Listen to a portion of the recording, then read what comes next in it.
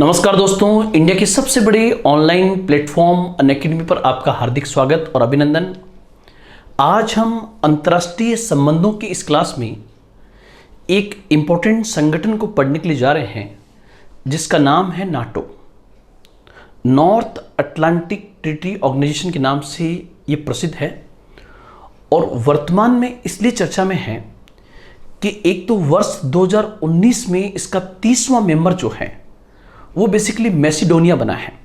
तो एक तो ये मैसिडोनिया के कारण चर्चा में है, दूसरा कुछ समय के लिए ये चर्चा भी चल रही है कि क्या भारत नाटो का सदस्य बनेगा, क्या भारत नाटो में अमेरिका के द्वारा एक स्ट्रेटेजिकल पार्टनर बनाया जा रहा है। तो ध्यान रखना आप लोग, भारत नाटो का मेंबर नहीं है और न ही भारत नाटो का मेंबर बनेगा, लेकिन अमेरिका और उसके सहयोगी राष्ट्रों में यह चर्चा जरूर है कि भारत को नाटो में non NATO member strategical partner के रूप में जोड़ा जाए। ये चर्चा चल रही है, हो सकता है कि इसका 100% इम्प्लीमेंटेशन भी हो जाए। और इस क्रम में ये भारत के लिए उपलब्धि है कि भारत और यूएस के रिलेशंस जो है वो दिनों दिन बेहतर होने जा रहे हैं। तो जैसे ही भारत बनेगा उसका हम अलग से करेंगे, लेकिन अभी नाटो से किस किस प्रकार के एग्जाम में आपके प्रश्न बन सकते हैं उसको हम देखने का प्रयास करते हैं। सबसे पहले हम नाटो का बेसिक पार्ट पढ़ने का प्रयास करें, और जो बेसिक पार्ट है उसमें सबसे पहला आएगा कि नाटो जो है उसका पूरा नाम क्या है। तो नाटो का पूरा नाम है नॉर्थ अटलांटिक ट्रीटी ऑर्गेनाइजेशन के नाम से ये संगठन बना हुआ है। इसी को हिंदी में कहते हैं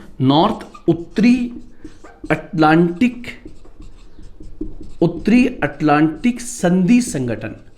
ध्यान रखना, वैसे यहां अटलांटिक का कोई ज्यादा मतलब नहीं है, बल्कि ये जो नाटो है इसमें अटलांटिक महासागर के पश्चिम के और अटलांटिक महासागर के पूरब के, जैसे सपोज कीजिए अटलांटिक महासागर है तो अटलांटिक ओशन जो है उसके इस साइड में देश है कनाडा और यूएसए, और इसके पूरब में यहां पर आता है यूरोप। मतलब इन यूरोप के, पश्चिमी यूरोप के देशों ने और कनाडा और यूएसए ने मिलकर इसकी स्थापना की थी। इस आधार पे उत्तरी अटलांटिक ट्रीटी ऑर्गेनाइजेशन के नाम से इसको जाना जाता है। इसकी स्थापना कब हुई? तो इसकी स्थापना 4 अप्रैल 1949 को ही, इसलिए आपको पता होगा नाटो दिवस जो है वो 4 अप्रैल को मनाया जाता है। फिर एक आपको पता होगा कि नाटो की स्थापना कहां पर हुई। तो नाटो की स्थापना जो है वो बेसिकली अमेरिका की राजधानी वाशिंगटन डीसी में हुई थी। कहां हुई है? वाशिंगटन डीसी में हुई। वाशिंगटन डीसी का फुल फॉर्म होता है डिस्ट्रिक्ट ऑफ कोलंबिया। तो ध्यान रखना, वाशिंगटन डीसी यूएस की राजधानी है जहां पर नाटो की स्थापना 4 अप्रैल 1949 को हुई। इसलिए कई बार यह भी कहा जाता है कि जो नाटो है उसको हम कहते हैं उत्तरी अटलांटिक संधि संगठन, उसी को वाशिंगटन संधि के नाम से भी जाना जाता है। मतलब यहां पर एक शब्द और भी आ सकता है और वो है वाशिंगटन संधि के नाम से भी इसको जाना जाता है। ये पॉइंट भी आप इसमें ध्यान में रखना। यहां पर नाटो को फ्रेंच में क्या कहते हैं? तो फ्रेंच में जस्ट इसका उल्टा होता है OTAN। फ्रेंच में इसको क्या कहेंगे? ओटेन कहा जाता है। फ्रेंच में जस्ट OTAN, इसका जस्ट उल्टा रूप फ्रेंच भाषा में इसे ओटेन कहा जाता है, जिसकी स्थापना 4 अप्रैल 1949 को हुई। फिर क्वेश्चन आएगा कि नाटो का मुख्यालय कहां पर है। तो ध्यान रखना, नाटो का जो हेडक्वार्टर है वो बेसिकली है ब्रुसेल्स में। और ब्रुसेल्स किसकी राजधानी है? तो ध्यान रखना, ब्रुसेल्स बेल्जियम की राजधानी है, जो कि यूरोप का एक बहुत सुरक्षित शहर माना जाता है, इंपॉर्टेंट सिटी माना जाता है यूरोप का। उस ब्रुसेल्स के अंदर नाटो का हेडक्वार्टर है। तो ये ब्रुसेल्स मैंने जो लिखा है वो है हेडक्वार्टर, और वाशिंगटन डीसी जो लिखा है ये बेसिकली इसकी फाउंडर सिटी है, मतलब यहां पर इसकी स्थापना हुई थी, या मैं कह दूं कि वाशिंगटन घोषणा पत्र के तहत नाटो की स्थापना हुई थी, तो भी कोई दो राय नहीं होगी। फिर आपसे पूछिए कि नाटो में लेटेस्ट कौन से 2 मेंबर शामिल हुए हैं, तो ध्यान रखना नाटो में 2 बाल्कन देश शामिल हुए हैं। 2 बाल्कन देश, 2 बाल्कन कंट्रीज। 2017 में इसमें शामिल हुआ मॉन्टेनेग्रो। 2017 में शामिल हुआ मॉन्टेनेग्रो, और 2019 में इसमें शामिल होने वाला देश जो है वो है मैसिडोनिया। और ध्यान रखना, मैसिडोनिया इसमें शामिल होने से पहले उसने अपना नाम चेंज किया है, उसका नाम हो गया है Republic north of Macedonia. Republic north of Macedonia, तो ये भी हम ध्यान रखेंगे। और मैसिडोनिया वही है जहां का सिकंदर महान था, ये भी आप लोग ध्यान रखना। तो ये मैसिडोनिया का नाम क्यों चेंज हुआ, इस पर भी चर्चा करेंगे। इस पर किसने थोड़ा सा आपत्ति की कि मैसिडोनिया के नाम से आप शामिल नहीं होंगे, तो उत्तर होगा ग्रीस ने, जिसको हम यूनान कहते हैं। उसने कहा कि आप अपना नाम बदल कर आइए। उसको मैं अलग से यूनान का चैप्टर पढ़ाऊंगा, उसमें उस कहानी को पूरा बताऊंगा। लेकिन यहां पर केवल आप इतना ध्यान रखें कि आपका एग्जाम में प्रश्न केवल इस पॉइंट से बन सकता है कि बाल्कन से आप क्या समझते हो, इतने से क्वेश्चन बन सकता है। और बाल्कन में कौन कौन से देश आते हैं, और मैसिडोनिया और मॉन्टेनेग्रो पहले किस देश के पार्ट थे, यहां से भी क्वेश्चन बन सकता है। तो इसकी चर्चा भी मैं आपके सामने करूंगा। तो वापस रिपीट कर रहा हूं, नाटो का पूरा नाम है नॉर्थ अटलांटिक ट्रीटी ऑर्गेनाइजेशन के नाम से, उत्तरी अटलांटिक संधि संगठन। स्थापना 4 अप्रैल 1949। कहां, वाशिंगटन डीसी में, इसलिए इसे उत्तरी अटलांटिक संधि संगठन को वाशिंगटन संधि के नाम से भी जाना जाता है। नाटो को ही फ्रेंच भाषा में इसके अक्षरों का जस्ट उल्टा क्या कहते हैं, ओटान, OTAN के नाम से भी जाना जाता है। नाटो का मुख्यालय जो है वो वर्तमान में बेल्जियम की राजधानी ब्रुसेल्स में है। और नाटो में वर्तमान में 30 सदस्य हैं। इन 30 में हम देखेंगे तो उत्तरी अमेरिका के 2 देश हैं, कनाडा, उत्तरी अमेरिका के 2 महत्वपूर्ण देश कनाडा और यूएसए भी शामिल है। साथ ही साथ अधिकांश देश जो है वो पश्चिमी यूरोप के देश संस्थापक देश हैं, और जो विस्तार हुआ है वो पूर्वी यूरोप के देश है, और वहीं पर इंटरेस्ट है। क्यों इंटरेस्ट है मैं आपको बताना चाहूंगा। देखो, सबसे पहले अगर हम नाटो की पृष्ठभूमि पे जाएं, अगर हम इस पृष्ठभूमि पे जाएं कि नाटो की स्थापना ही क्यों हुई, नाटो की स्थापना क्यों हुई, अगर इस पृष्ठभूमि पे जाएं तो आप टाइमिंग देखिए। इसकी स्थापना हो रही है, इसकी स्थापना हुई 1949 में, और जाहिर सी बात है कि 1949 से पहले कुछ ऐसी परिस्थितियां हुई होगी जिसके कारण नाटो की स्थापना की आवश्यकता पड़ी। अब वो कौन सी परिस्थितियां हैं उसको अगर हम देखें तो वो क्या होगा, तो आप लोग ध्यान रखना, सेकेंड वर्ल्ड वॉर समाप्त हुआ। सेकेंड वर्ल्ड वॉर समाप्त हुआ कब, तो होगा 1945 में। 1945 में सेकेंड वर्ल्ड वॉर समाप्त हो गया। और जब सेकेंड वर्ल्ड वॉर समाप्त हुआ तो उसके बाद दुनिया में 2 नई महाशक्तियों का उद्भव हुआ। 2 नई महाशक्तियों का उद्भव हुआ, और जो 2 महाशक्तियों का उद्भव हुआ उसने इस पूरे वर्ल्ड को 2 भागों में डिवाइड कर दिया, या डिवाइड करने का प्रयास किया।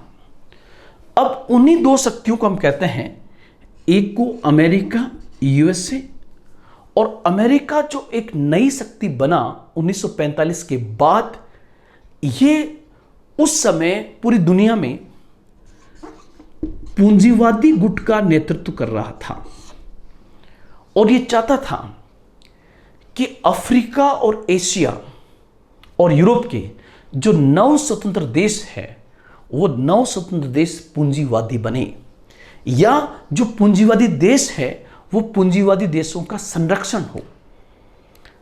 मतलब ये अपने पूंजीवादी ब्लॉक का विस्तार कर रहा है। और उसी समय दुनिया की दूसरी महाशक्ति था यूएसएसआर, जिसको हम कहते हैं सोवियत संघ, जिसको हम क्या कहते हैं, यूएसएसआर, सोवियत संघ कहते हैं। उस सोवियत संघ किसका विस्तार करना चाह रहा था? तो सोवियत संघ जो है अपने साम्यवादी खेमे का विस्तार करना चाह रहा, कम्युनिस्ट ब्लॉक का। इसलिए एक तो आप ध्यान रखना, जो नाटो है वो एंटी होगा, किसका? एंटी कम्युनिस्ट होगा। ये मतलब साम्यवाद विरोधी होगा। नाटो की पहली नींव जो है वो साम्यवाद विरोधी है। अब आप समझिए इसको कि सेकेंड वर्ल्ड वॉर 1945 में समाप्त हुआ। 1945 में सेकेंड वर्ल्ड वॉर के दौरान ही दो नई शक्तियों का उद्भव हो चुका था जो पूरी तरह से दुनिया के सामने निकल के आई 1945 के बाद, 1945 के बाद। इसलिए 1945 से लेकर 1990 तक दुनिया में दो शक्तियां पूरी तरह से हावी हो गई, और इसलिए इस समय को पूरी वर्ल्ड में टू पोलर वर्ल्ड कहा जाता है। मतलब 1945 से 1990 के समय को किस नाम से जानते हैं हम? तो इसी को हम कहते हैं टू पोलर वर्ल्ड के नाम से जानते हैं। और इस टू पोलर वर्ल्ड में इन दो महाशक्तियों ने पूरी दुनिया को दो पोल्स में डिवाइड करने का प्रयास किया। उसमें से एक पोल की लीडरशिप कर रहा था अमेरिका, जबकि दूसरे पोल की लीडरशिप कर रहा था यूएसएसआर, जिसको हम सोवियत संघ कहते हैं। अब ये दोनों पोल बन गए, और जो भी अफ्रीका और एशिया या यूरोप में कहीं पर कोई देश हो तो ये अपना विस्तार करके उसको अपने अंदर शामिल करना चाह रहे हैं। ध्यान रखना, इसी बीच में एक तीसरा आएगा और वो इन दोनों ब्लॉक से दूर होगा। उसी को हम इतिहास में कहते हैं क्या? नेम। उसी को इतिहास में किस नाम से जानते हैं? तो उसी को हम इतिहास में नेम के नाम से जानते हैं, गुट निरपेक्ष आंदोलन, मतलब गुटों की राजनीति से दूर रहना। तो कुल मिला के मैं कह सकता हूं कि 1945 के बाद अमेरिका और सोवियत संघ दोनों अपने अपने गुटों का विस्तार कर रहे थे। ऐसा लग रहा था कि अमेरिका और सोवियत संघ में दोनों में कभी भी आपस में युद्ध हो सकता है। वो युद्ध कभी हुआ नहीं, लेकिन इतिहास में 1945 से 1990 तक के समय को किस नाम से जानते हैं? तो इसी को हम कहते हैं कोल्ड वॉर, शीत युद्ध कहते हैं। कोल्ड वॉर, जिसमें यह खतरा हर समय बना रहा कि सोवियत संघ और अमेरिका के बीच में कभी भी लड़ाई हो सकती है। और आपको अगर मैंने कभी टू पोलर वर्ल्ड समझाया तो मैं और आपको डिटेल में उसको बताने का प्रयास करूंगा। तो इस शीत युद्ध की शुरुआत सेकेंड वर्ल्ड वॉर के दौरान ही हो गई थी, लेकिन यह प्रस्फुटन हुआ 1945 के बाद। और 1945 के बाद जब सोवियत संघ लगातार अपना विस्तार करके अपने आसपास के देशों को साम्यवादी बनाने का प्रयास कर रहा था, वहां पर साम्यवादी ढांचे को स्थापित करने का प्रयास कर रहा था, तो इसकी सबसे पहली चिंता हुई कहां पर? तो ये मान लीजिए आप यूरोप है, तो यूरोप के दो पार्ट है। ये यूरोप होगा पश्चिमी यूरोप और ये यूरोप होगा पूर्वी यूरोप। और पूर्वी यूरोप में आता है रसिया, जिसको उस समय नाम था यूएसएसआर। तो यूएसएसआर अपना सबसे पहला विस्तार कहां करेगा? पूर्वी यूरोप के अंदर। और पूर्वी यूरोप में कौन से देश होंगे? जैसे लात्विया, लिथुआनिया, एस्टोनिया, इन सब देशों में सोवियत संघ विस्तार करेगा। जब विस्तार करेगा तो आप देखिए, अमेरिका को इस बात की चिंता होगी कि कहीं पूंजीवादी गुट की पूरी अर्थव्यवस्था को सोवियत संघ विनाश न कर दे, हमला न कर दे। तो सोवियत गुट को काउंटर बैलेंस करने के लिए, सोवियत गुट को रोकने के लिए, या मैं कह सकता हूं कम्युनिस्ट को रोकने के लिए, उनको प्रतिसंतुलित करने के लिए पूंजीवादी देशों ने अमेरिका की लीडरशिप के अंदर जिस राजनीतिक और सैन्य गठबंधन की स्थापना की, उससे ही इतिहास में नाटो के नाम से जानते हैं। मतलब नाटो जो एग्जिस्टेंस में आया है, ये बेसिकली कब आया? 1949 में। किस पृष्ठभूमि में?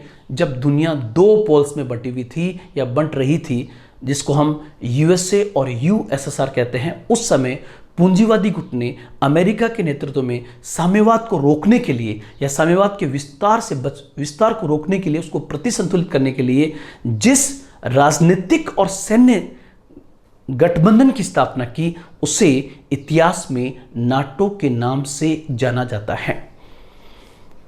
और एक क्वेश्चन यह भी बनता है, आपको पता है कि नाटो की स्थापना जो है वो बेसिकली कब की गई है? जब दुनिया दो गुटों में बटी हुई है। तो दिसंबर 1991 में आपको पता है सोवियत संघ टूट गया। जब सोवियत संघ टूट गया तो जाहिर सी बात है, यह प्रश्न उठा कि जब दुनिया टू पोल्स में रही नहीं, तो फिर अब जो है, अब नाटो का क्या प्रासंगिकता है नाटो की?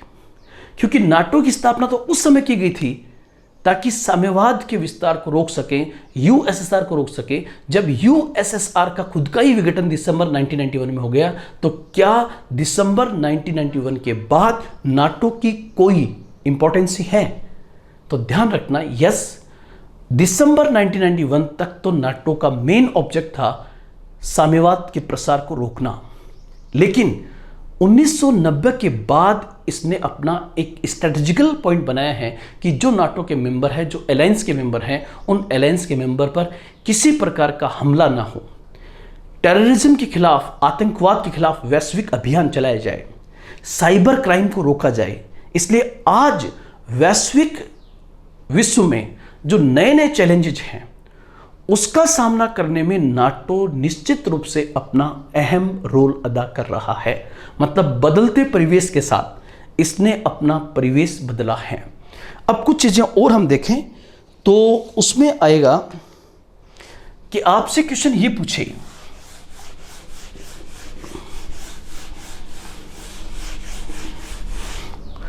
कि नाटो का स्वरूप कैसा है,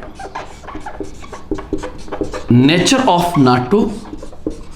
तो ध्यान रखना, ये basically inter governmental military alliance है। इंटर गवर्नमेंटल मिलिट्री अलायंस भी ये माना जाता है, क्योंकि नाटो की सेना विश्व में सबसे ताकतवर सेनाओं में से एक है। और उसके बाद में इसके बाद में एक चीज और कि नाटो का मेन ऑब्जेक्ट क्या है, यह भी हम देखें तो मुख्य उद्देश्य तो मैंने आपको बता दिया। क्या कि नाटो का मेन ऑब्जेक्ट था, जब इसकी स्थापना हुई तब साम्यवाद के विस्तार को रोका जाए।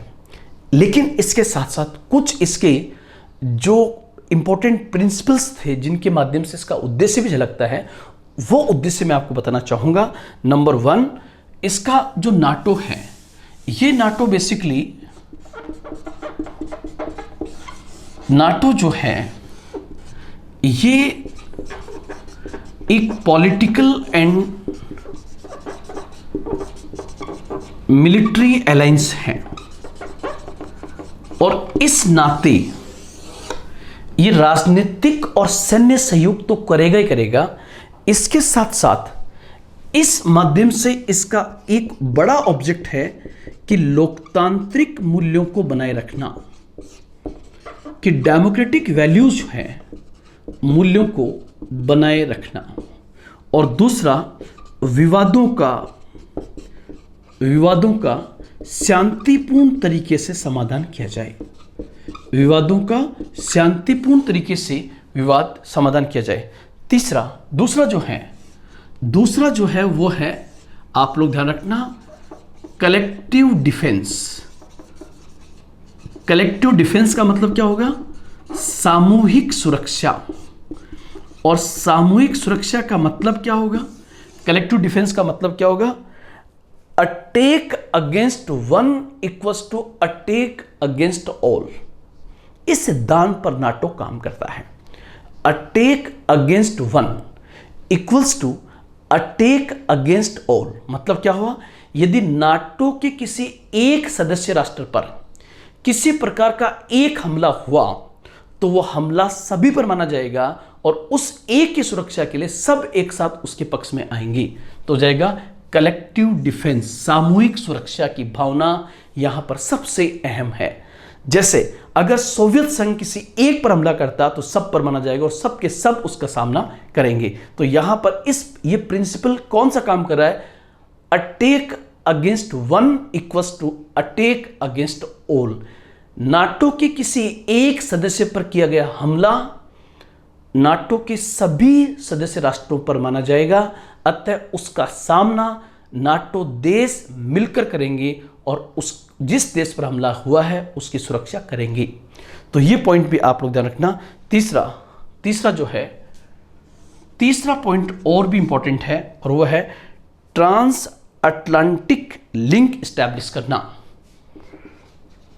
ट्रांस अटलांटिक लिंक को स्टैब्लिश करना, इसका मतलब क्या होगा, जैसा कि हम जानते हैं कि उत्तरी अटलांटिक संधि संगठन में अटलांटिक महासागर के एक और उत्तरी अमेरिका महाद्वीप है और एक और यूरोप है। तो उत्तरी अमेरिका महाद्वीप के जो देश है जैसे अमेरिका और कनाडा, और अटलांटिक के जो देश हैं इस साइड में जैसे जो भी नाटो के मेंबर यूरोप में पश्चिमी यूरोप के देश आते हैं, उनके बीच में एक लिंक स्टैब्लिश करना भी यहां पर नाटो का ऑब्जेक्ट है। और चौथा जो है स्ट्रेटेजिक कॉन्सेप्ट को बेहतर करना, स्ट्रेटेजिक कॉन्सेप्ट को और बेहतर करना। और अब जो है आपको पता है स्ट्रेटेजिक कॉन्सेप्ट का मतलब होगा अब नई नई चुनौतियों का सामना करना पड़ रहा है। नई नई चुनौतियां जैसे आप देखोगे 1990 के दशक में सबसे ज़्यादा सामना हुआ है सोवियत संघ के हमले के, सोवियत संघ के विघटन के बाद, तो वो है वैश्विक आतंकवाद। इसको हम कहते हैं ग्लोबल टेररिज्म। और ग्लोबल टेररिज्म के खिलाफ निश्चित रूप से जो ऑपरेशन चलाए गए हैं उसमें इसकी बड़ी भूमिका रही है। वर्ष 2010 के बाद में ये काफ़ी इस रूप में उभरा भी है। और इसी प्रकार से साइबर क्राइम जो है, उस साइबर क्राइम को रोकने के लिए भी इसने अपनी भूमिका अदा की है। तो ये भी आप लोग ध्यान रखोगे कि नाटो की जो नया स्ट्रक्चर है उसमें साइबर क्राइम जैसी चीज़ों को और ज़्यादा भी जोड़ा गया है। यहाँ पर कुछ इंटरेस्टिंग पॉइंट भी है। क्या कि इंटरेस्टिंग पॉइंट में जैसे नाटो का वह कौन सा देश है जिसने अमेरिका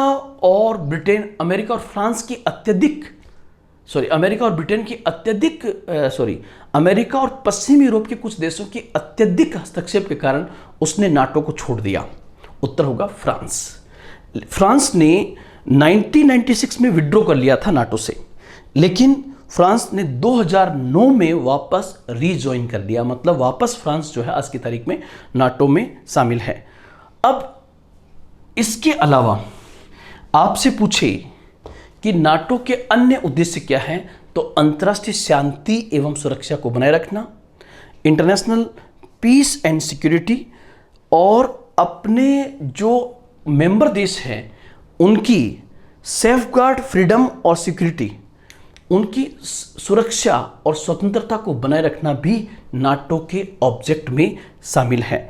इसके अलावा रिफॉर्म्स करना डेमोक्रेसी के अंदर, ऐसे मूल्यों को भी नाटो अपने देशों की बैठकों के माध्यम से बढ़ावा देता है। अब हम कुल मिला के जाएं कि दो चीज़ें के कारण से चर्चा में है। एक तो ये चर्चा चल रही है कि क्या भारत को नाटो का मेंबर बनाया जाएगा। तो ध्यान रखना, ये कुछ वीडियोस में ऐसा है, लेकिन भारत नाटो का मेंबर नहीं बनेगा। भारत जो है नाटो का मेंबर नहीं बनेगा, बल्कि क्या बन सकता है कि अमेरिका के द्वारा भारत को स्ट्रेटेजिकल पार्टनरशिप के तहत स्ट्रेटेजिकल पार्टनर का दर्जा दिया जा सकता है। और अगर ऐसा दर्जा मिला तो भारत जो है भविष्य में मेजर नॉन नाटो अलायंस बन सकता है। मेजर नाटो नॉन अलायंस बन सकता है। तो एक बार आप इसका स्क्रीनशॉट ले लीजिए। तो आप देखो कि इसमें नाटो में दो कारणों से चर्चा में था, मैंने कहा। एक पहला तो भारत वाला बिंदु, लेकिन भारत को नाटो में जब अमेरिका भारत को अपना स्ट्रेटेजिकल पार्टनर बनाएगा, तो उस क्रम में भारत जो है नाटो का मेजर नॉन नाटो अलायंस बनने की पूरी संभावना है। इससे वैश्विक स्तर पे भारत का कद और अधिक बढ़ेगा। और दूसरा जिस कारण से वर्ष 2019 में नाटो चर्चा में रहा, वो था नाटो में एक नए देश के रूप में शामिल हुआ है मैसेडोनिया। लेकिन मैसेडोनिया जब शामिल हुआ तो उससे पहले मैसेडोनिया को अपना नाम बदलना पड़ा और उसे ग्रीस के साथ एक समझौता करना पड़ा। मतलब मैसेडोनिया और ग्रीस मतलब यूनान के साथ एक समझौता हुआ 2018 में। उसके तहत मैसेडोनिया ने अपना नाम बदला, रिपब्लिकन नॉर्थ ऑफ मैसेडोनिया के नाम से इसका हुआ। तब इसको एंट्री दी गई है किसमें, नाटो के अंदर। अब आप लोग ध्यान रखना कि जब मैसेडोनिया शब्द आएगा तो वहां पर यह कहा गया कि ये मैसेडोनिया एक बाल्कन देश है। रिपीट कर रहा हूं, नाटो का वर्तमान में टोटल मेंबर कितने हैं, तो नाटो में टोटल मेंबर जो है वो बेसिकली 30 हैं। तो लेटेस्ट जो दो देश है, 29वां देश और 30वां देश आपसे पूछा जा सकता है। तो वर्ष 2017 में इसमें शामिल हुआ मॉन्टेनेग्रो और 30वां देश बना Macedonia. Republic north of Macedonia इसका सदस्य बना, मैसेडोनिया। तो ये बिंदु आप ध्यान रखोगे जब ये चर्चा में है, जब ये चीज चर्चा में है। तो ये चीज भी कहीं ना कहीं आ रही है कि दो बाल्कन देश जो है वो बेसिकली नाटो के नए सदस्य बने हैं। तो क्वेश्चन आपको यह भी आना चाहिए कि बाल्कन से आप क्या समझते हो। बाल्कन से आप क्या समझते हो, या अजय बाल्कन राज्य किसे कहते हैं। तो जस्ट चर्चा में क्या है, मॉन्टेनेग्रो और मैसेडोनिया। और क्वेश्चन क्या पूछ सकता है, बाल्कन राज्य से आप क्या समझते हो। तो आप लोग ध्यान रखना, मॉन्टेनेग्रो और मैसेडोनिया जो इसके 29 और 30 मेंबर बने, ये दोनों ही यूरोप के बाल्कन क्षेत्र में स्थित है और इन्हें बाल्कन राज्य कहा जाता है, जो नाटो के नए सदस्य बने हैं। तो यहां से आपको थोड़ा सा ही ध्यान रखना चाहिए कि बाल्कन से आप क्या समझते हो, बाल्कन स्टेट्स किसे कहते हैं। तो ध्यान रखना, वैसे यूरोप में जो यूरोप का दक्षिण पूर्वी भाग है, उस दक्षिण पूर्वी भाग को बाल्कन क्षेत्र के नाम से जाना जाता है। यहाँ बाल्कन के नाम से पर्वत श्रेणी भी है, और बाल्कन जो क्षेत्र है वो बाल्कन एक प्रायद्वीपीय क्षेत्र है, उस आधार पर भी इसका नाम है। कुल मिला के मैं कहूँ कि जहाँ पर ये बाल्कन क्षेत्र यूरोप का दक्षिण पूर्वी भाग है, वहाँ का सबसे इंपॉर्टेंट देश था कौन सा, युगोस्लाविया। आप में से शायद कईयों ने तो नाम ही नहीं सुना होगा, क्योंकि आप में से कईयों का जन्म भी नहीं हुआ था जिस समय युगोस्लाविया था। तो युगोस्लाविया एक देश था, और जब हम नेम पढ़ते हैं तो हम जरूर पढ़ते हैं गुटनिरपेक्ष आंदोलन को बनाने में 3 लोगों की भूमिका थी। एक तो भारत के प्रधानमंत्री पंडित जवाहरलाल नेहरू, मिस्र के राष्ट्रपति नासिर और युगोस्लाविया के राष्ट्रपति मार्शल टीटो का नाम आता है, और एक इंडोनेशिया के राष्ट्रपति सुकर्णो। अब मैं यह कहना चाह रहा हूं कि जो युगोस्लाविया है, उस युगोस्लाविया नाम का एक देश हुआ करता था, और वो जो युगोस्लाविया नाम का देश था वो भारत का बहुत अच्छा दोस्त था। और दिसंबर 90 या मैं कह दूं कि 1990 का जो दशक है, उसमें हमारे सबसे 2 अच्छे दोस्तों का विघटन हो गया। वो 2 सबसे अच्छे दोस्त कौन से थे, तो उन दोस्तों में एक का नाम आता है युगोस्लाविया जो टूट गया, और दूसरा नाम आता है सोवियत संघ जो 15 देश बन गए उसके, यूएसएसआर। उसको मैंने बताया भी आपको, सोवियत संघ से 15 देश बने हैं। उसका भी विघटन कब हुआ, 1990 के दशक में। तो आप लोग यहां पर ध्यान रखना कि जहां पर बाल्कन क्षेत्र है यूरोप का, उस बाल्कन क्षेत्र का सबसे अहम देश था युगोस्लाविया। लेकिन आज जब आप एटलस देखोगे तो उस एटलस में आपको कहीं युगोस्लाविया नहीं मिलेगा। और सपोज कीजिए कि ये मान लीजिए आप ऐसे अनुमान कीजिए कि ये बेसिकली युगोस्लाविया था, ये पूरा युगोस्लाविया था। और इस युगोस्लाविया के तीन ओर आप ऐसे पानी मान लीजिए। इस युगोस्लाविया का सबसे पहला विघटन जो हुआ, विघटन का मतलब जब किसी देश के राज्य उससे अलग हो जाए या वो टूट जाए, तो इसका पहला विघटन हुआ। पहला विघटन युगोस्लाविया का पहला डिसइंटीग्रेशन जो है, पहला विघटन हुआ 1991 में। और इससे अलग होकर तीन नए देश बने। तीन नए देश बनते हैं किससे अलग होकर? युगोस्लाविया से। वो जो तीन नए देश बने, उन तीन नए देशों का नाम था स्लोवेनिया, नंबर 1 स्लोवेनिया। और आज अगर आप मैप देखोगे तो स्लोवेनिया एक स्वतंत्र देश है। यह स्लोवेनिया पहले किस देश का हिस्सा था? उत्तर होगा युगोस्लाविया। दूसरा क्रोएशिया, स्लोवेनिया, क्रोएशिया और तीसरा मैसेडोनिया। तो ध्यान रखना ये तीनों ही देश किसके मेंबर रहे, कि पहले किस देश के पार्ट रहे? युगोस्लाविया के।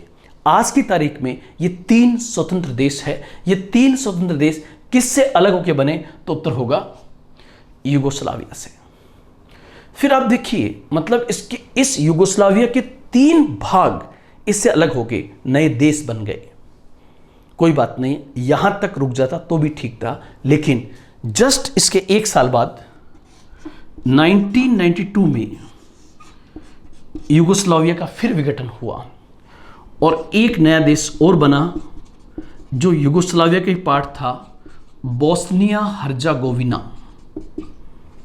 ये बोस्निया हर्जागोविना भी एक स्वतंत्र देश बन गया। ये भी किस देश का पार्ट था? तो उत्तर होगा युगोस्लाविया। अब आप लोग ध्यान रखना कि युगोस्लाविया 6 स्टेट से मिलकर बना हुआ था। कितने स्टेट से? 6। उसमें से 6 में से 4 उससे अलग होकर स्वतंत्र देश बन गए। वो 4 कौन से? स्लोवेनिया, क्रोएशिया और मैसेडोनिया। ये 3। और अगले साल चौथा 1992 में बोस्निया हर्जागोविना। ये 2 नाम नहीं है, एक ही नाम है।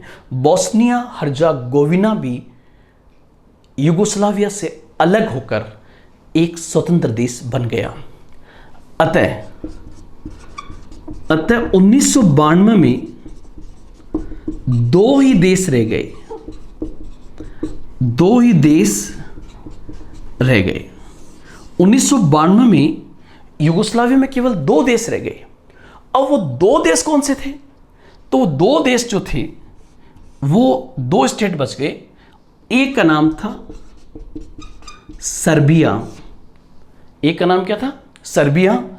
और दूसरे का नाम था मॉन्टेनेग्रो। सर्बिया और मॉन्टेनेग्रो। देखो, हमारा एक बहुत अजीज दोस्त था युगोस्लाविया। वो युगोस्लाविया कब टूट गया? 1990 के दशक में। उसकी टूटन कब से शुरू हुई? तो 1991 से, जब उससे अलग होकर 3 नए देश बने। पहला स्लोवेनिया, दूसरा क्रोएशिया और तीसरा मैसेडोनिया। वही मैसेडोनिया किसका नया सदस्य बना है? तो उत्तर होगा नाटो का। ये आपको चेक करना है कि स्लोवेनिया और क्रोएशिया कब बने या है या नहीं है। किसके मेंबर? नाटो के। यह आपकी ड्यूटी है। अब देखिए, युगोस्लाविया की राजधानी कौन सी थी? तो युगोस्लाविया की राजधानी थी बेलग्रेड। और ध्यान रखना, अब जिसमें से इनकी राजधानी होगी बेलग्रेड, वो ही युगोस्लाविया का उत्तराधिकारी देश माना जाएगा। अब यहां आप देखोगे कि बोस्निया हर्जागोविना भी अलग हो गया, तो केवल दो रह गए, सर्बिया और मोंटेनेग्रो। तो ध्यान रखना 1992 में, 1992 में युगोस्लाविया का नाम ही क्या कर दिया गया, Serbia and Montenegro, Serbia and Montenegro. इसलिए 1992 के बाद में आपको युगोस्लाविया नाम मैप में नहीं मिलता है, और उस जगह पर क्या मिलेगा, सर्बिया एंड मोंटेनेग्रो। इंटरेस्टिंग बात क्या है कि जब वो चारों अलग होकर चार स्वतंत्र देश बन गए, और ध्यान रखना इनमें कल्चर बहुत अलग अलग है, इसलिए जब भारत आजाद हुआ था तो भारत की आजादी से पहले भी माउंटबेटन ने बाल्कन प्लान प्रस्तुत किया था। और बाल्कन प्लान का मतलब कि जहां जैसी संस्कृति वैसा देश बना दो। और आप लोग ध्यान रखना, पहले ये अलग अलग थे, बाद में एक होके बना युगोस्लाविया, फिर टूटा है ये। तो वापस मैं रिपीट कर रहा हूं कि 1992 में युगोस्लाविया का नाम बदल के क्या कर दिया गया, सर्बिया एंड मोंटेनेग्रो। अब और इंटरेस्टिंग पॉइंट सुनिए, वर्ष 2006 में मोंटेनेग्रो ने सर्बिया से कहा हमें माफ कर दो, हमें भी अलग कर दो। तो आप देखिए, वर्ष 2006 में सर्बिया से मोंटेनेग्रो भी अलग हो गया, सर्बिया से मोंटेनेग्रो भी अलग होकर स्वतंत्र देश बन गया। इसलिए आपसे पूछे कि वो कौन सा देश है जो यूनाइटेड नेशन का 192वां मेंबर बना, 192वां मेंबर, मोंटेनेग्रो। और मोंटेनेग्रो की राजधानी और उसका मैप आप चेक करना। और जैसा कि मैंने कहा कि मोंटेनेग्रो 2006 में एक नया देश बना, और वर्ष 2017 में मोंटेनेग्रो को भी नाटो में मेंबरशिप दे दी गई। तो जब मोंटेनेग्रो स्वतंत्र बन गया, स्वतंत्र देश बन गया, तो पीछे कौन बच गया, देखो, स्लोवेनिया अलग हो गया, क्रोएशिया अलग हो गया, मैसिडोनिया अलग हो गया, बोस्निया और हर्जागोविना अलग होने के बाद दो देश बचे थे, दो राज्य बचे थे, सर्बिया और मोंटेनेग्रो। इसलिए युगोस्लाविया का नाम बदलकर 1992 में क्या कर दिया गया, सर्बिया और मोंटेनेग्रो। उस सर्बिया और मोंटेनेग्रो से मोंटेनेग्रो भी अलग हो गया, कब, 2006 में। तो अब पीछे कौन बच गया, पीछे बचा सर्बिया। इसलिए आप देखिए, सर्बिया की राजधानी क्या है, सर्बिया की राजधानी भी बेलग्रेड है, और युगोस्लाविया की राजधानी भी क्या थी, बेलग्रेड। इसका मतलब युगोस्लाविया का आज की तारीख में उसका उत्तराधिकारी देश कौन सा है, तो उत्तर होगा सर्बिया। और इस सर्बिया का एक छोटा सा पार्ट था सर्बिया का, जिसका नाम था कोसोवो। मतलब ये सर्बिया हो गया, और इस सर्बिया का ये छोटा सा पार्ट था जिसका नाम था कोसोवो, जिसका नाम था कोसोवो। और यहां सबसे इंटरेस्टिंग पॉइंट और सुन लीजिए आप, क्या कि वर्ष 2008 में सर्बिया भी टूट गया, सर्बिया भी टूटा, और सर्बिया से फिर एक छोटा सा पार्ट अलग होकर एक नया देश बन गया। और ये यूरोप का लेटेस्ट देश है, और यूरोप के इस लेटेस्ट देश का नाम है क्या, कोसोवो। इस लेटेस्ट देश का नाम क्या है, कोसोवो। वो कोसोवो किससे अलग हुआ है, सर्बिया से। कब, वर्ष 2008 में। तब आपका क्वेश्चन होगा कि क्या सर कोसोवो यूनाइटेड नेशन का मेंबर बन गया है? नहीं, अभी कई देशों ने, मैं कह सकता हूं कि दुनिया ने अभी कोसोवो को मान्यता प्रदान नहीं की है। लेकिन हो सकता है कि आने वाले वक्त में कोसोवो को स्वतंत्र देश की मान्यता प्राप्त हो जाए। लेकिन कोसोवो को अभी तक किसने मान्यता दी है, तो पाकिस्तान ने दी है। ध्यान रखना, पाकिस्तान ने कोसोवो को स्वतंत्र देश की मान्यता प्रदान कर दी है। कोसोवो एक छोटा सा यूरोप का देश है जो वर्तमान में यूरोप का सबसे गरीब देश है। लेकिन मैं आपसे कहना चाहूँगा, Slovenia, Croatia, Macedonia, Bosnia Herzegovina, Serbia, Montenegro, Kosovo, ये सब किस देश के पार्ट हैं? यूगोस्लाविया का, जो आज की तारीख में मैप में नहीं है। और यूगोस्लाविया किस क्षेत्र में था? बाल्कन क्षेत्र में। और इसलिए इन सब देशों को बाल्कन स्टेट कहा जाता है। इसलिए नया बाल्कन स्टेट जो नाटो का मेंबर बना वो कौन सा है? 2017 में मोंटेनेग्रो, और 2019 के अंदर नया बाल्कन स्टेट जो नाटो का मेंबर बना है वो है रिपब्लिक नॉर्थ ऑफ मैसेडोनिया। तो दोस्तों, आज हमने एक संगठन नाटो को मैंने आपको हर तरीके से बताने का प्रयास किया। कल हम फिर मिलेंगे अंतर्राष्ट्रीय संगठनों के एक नए टॉपिक के साथ। आज इतना ही। जय हिंद, जय भारत।